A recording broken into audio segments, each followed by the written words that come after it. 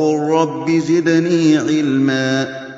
El-Maïta, c'est toute bête morte, de mort naturelle ou bien étouffée, qui n'a pas été égorgée selon le rite islamique.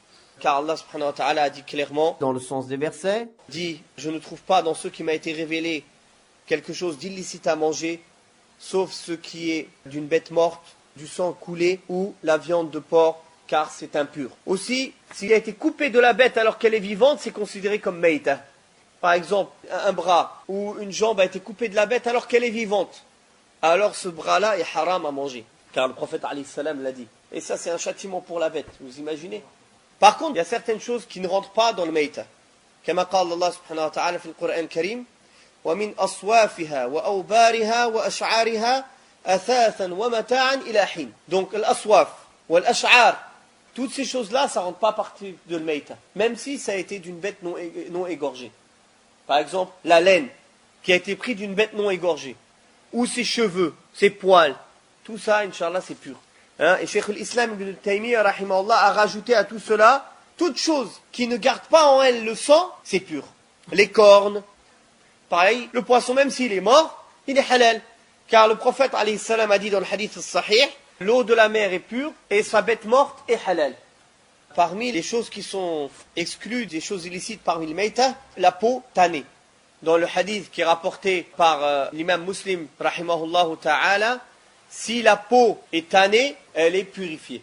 Sur cette question, il y a plus de 16 paroles différentes entre les ulama.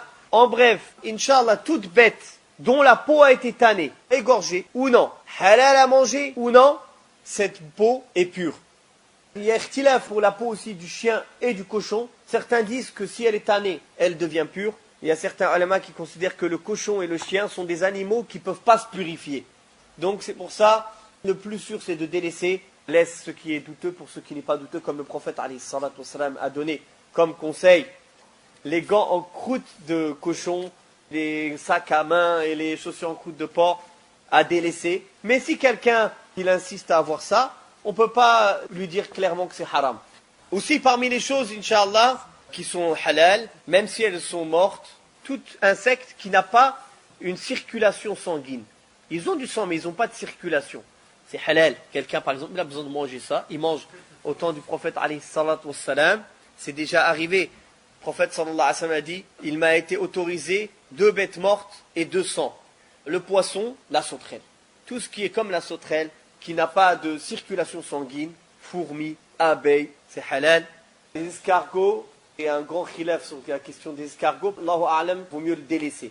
Au passage, les grenouilles, c'est haram, car le prophète alayhi salam a interdit de tuer les grenouilles. Donc s'il a interdit de les tuer, je ne vois pas comment tu peux le manger. وقل رب زدني علما.